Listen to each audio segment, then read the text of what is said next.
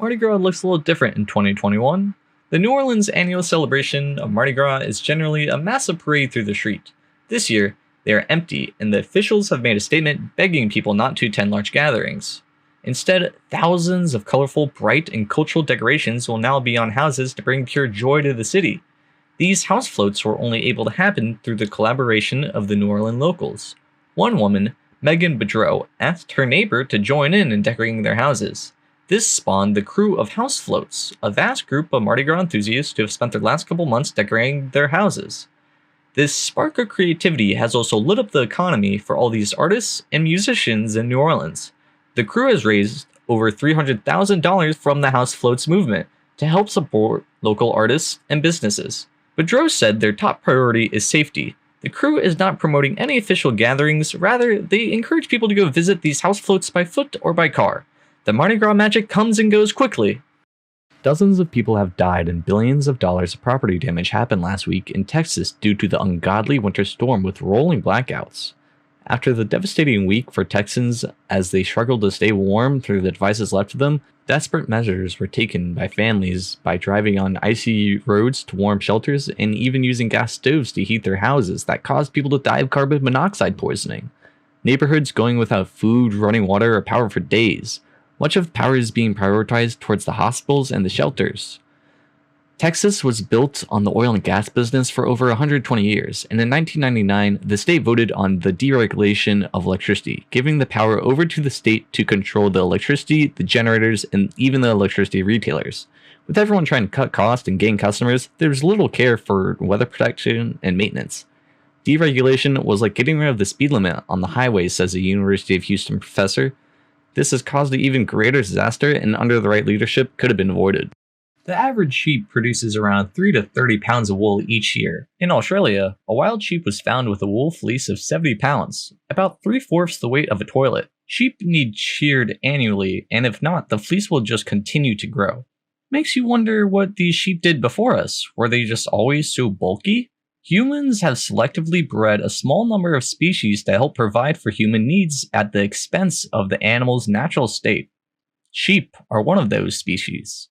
They didn't used to grow as much wool until we started to breed them with the biggest producers of wool, causing them to have offspring that would produce even more wool. The sheep fondly named Barrack seems to once have been owned due to the ear clippings on the sheep.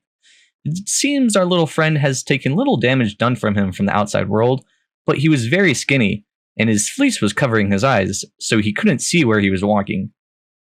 Now he is recuperating at the Eggers Missionary Sanctuary, with many more sheep.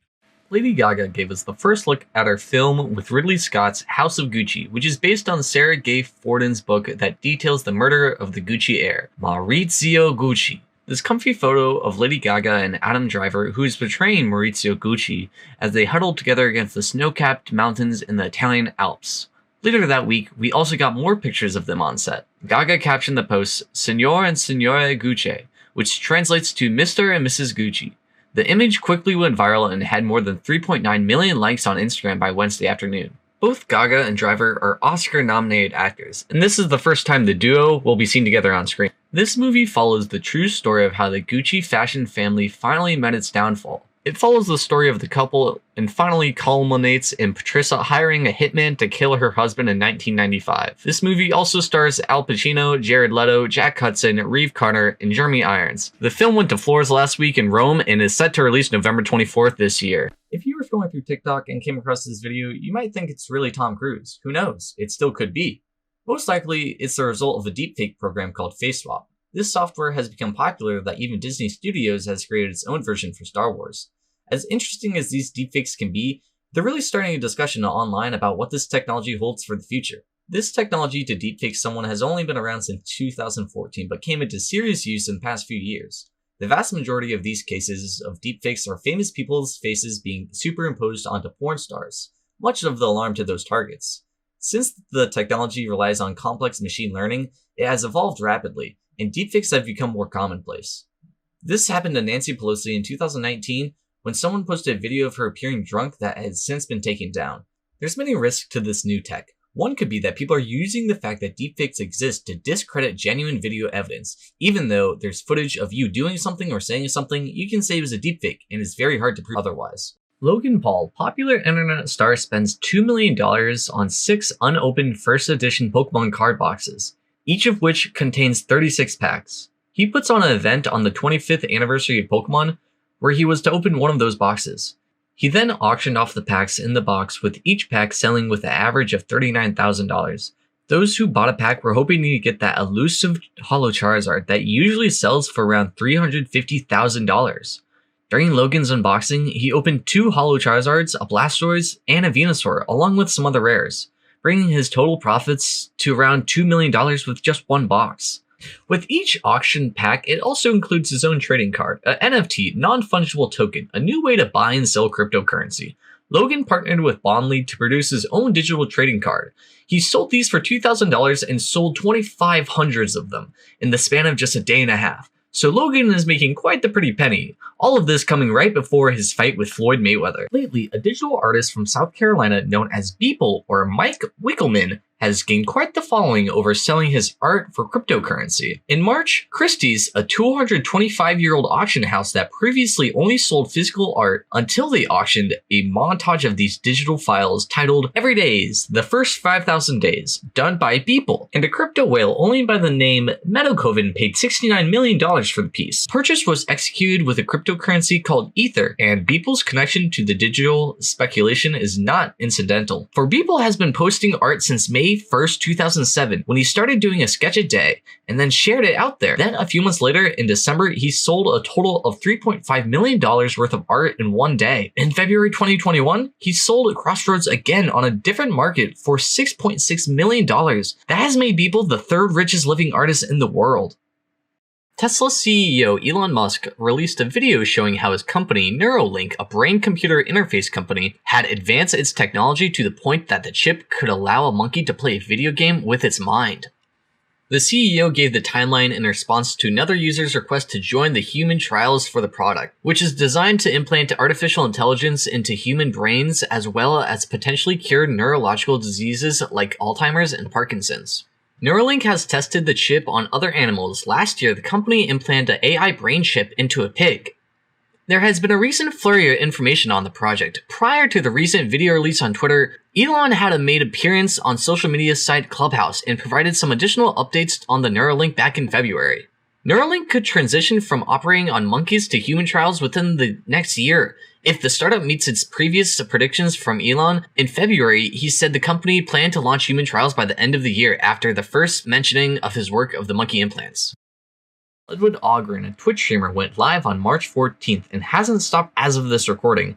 The endless stream captioned the New York Times as the internet falls in love with the idea of having someone always there at any hour for entertainment.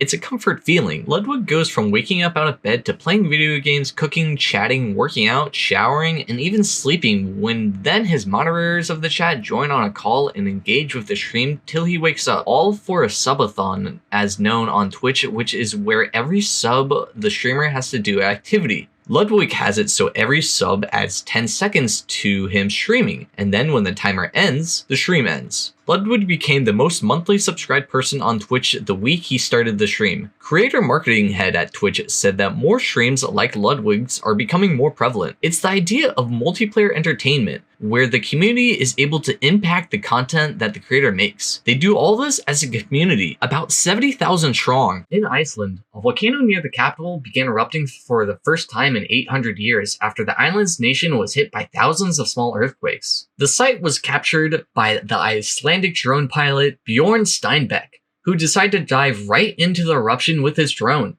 Thankfully, not melting it by the airborne lava as he masterfully maneuvered through it to get us this epic video to watch. The eruption itself has relatively minor for a volcano. This video shows you a before and after of the eruption site, which is nestled in the small valley of the uninhabited region of the country. Local news reporters say there has been no ash fall created for the residents. and residents downwind of the volcano have been told to close their windows for possible gas emissions. Gras, the Icelandic volcano sits on the Reykjanes Peninsula and is the seismic hotspot for 40,000 small earthquakes that have occurred for the past 4 weeks, a significant increase from 30,000 earthquakes recorded back in 2014. Hundreds of people gathered with pool noodles and other foam weapons at the park in Nebraska to duke it out for the title of Josh. In 2020, pandemic boredom led Josh Swain, a 22-year-old college student from Arizona, to challenge a group of other Josh Swains to a battle. He started a group message with as many people as he could find on Facebook who shared his first and last name.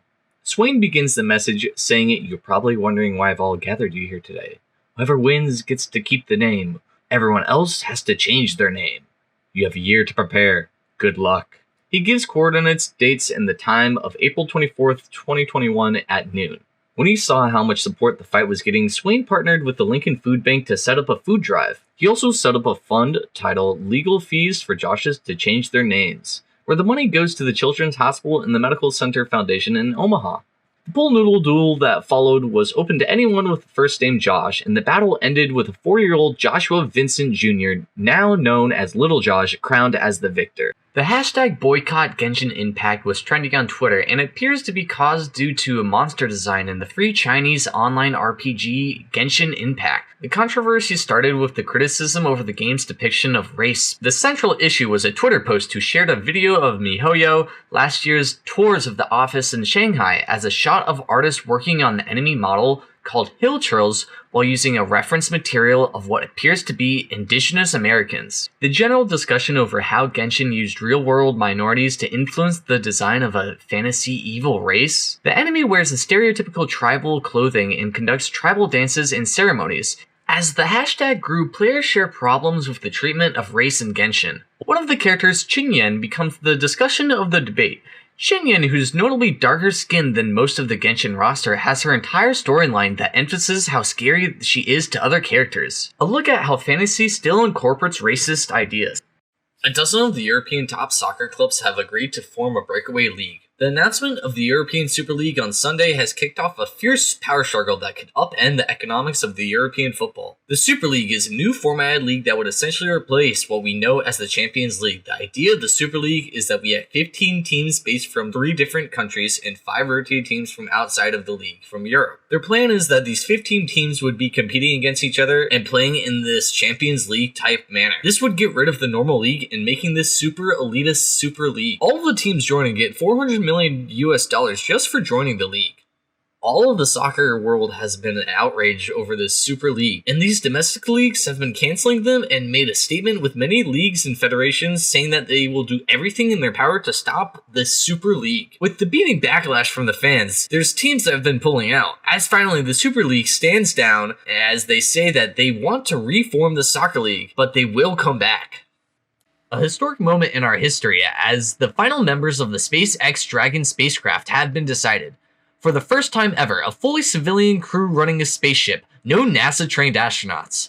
First, we have the commander of the mission, Jared Isaacman, a 38-year-old founder and CEO of Shift4 Payment, and is an experienced jet pilot who has purchased his spot on the mission from SpaceX. Diagnosed with bone cancer at a young age, Haley Arsenault, now 29, a cancer survivor and a physician at St. Jude Children's Research Hospital. She's the youngest American ever to travel in space. Chris Sembrowski, 41, is an Air Force veteran who currently works in the aerospace industry. He is a former U.S. Space Camp counselor and an engineer creating methods to monitor and maintain mechanical equipment. Dr. Cyan Proctor, 51, is a geoscientist. She was the finalist in the 2009 NASA astronaut program. The civilian crew will have a lot to learn in a short amount of time, with only 6 months of training before the mission named Inspiration 4 takes flight. China's Long March 5B rocket core stage is falling into orbit. It's left over from China's first module for its new space station, the main module for China's first permanent space station, and no one knows where it's going to land. The situation is not worth panicking about. It said, citing industry insiders, that most of the debris will burn up during re-entry. More than 75% of the Earth is water, so it's very unlikely to hit a human. China's own space monitoring network will keep a close eye and watch under the rocket's flight course and take measures to avoid damage. Aerospace Corp has said it's expected the debris to hit the Pacific near the equator after passing over the eastern US cities. The orbit covers a path of the planet from New Zealand to Newfoundland. Again though, the rocket is thin-skinned aluminum alloy exterior will easily burn up in its atmosphere.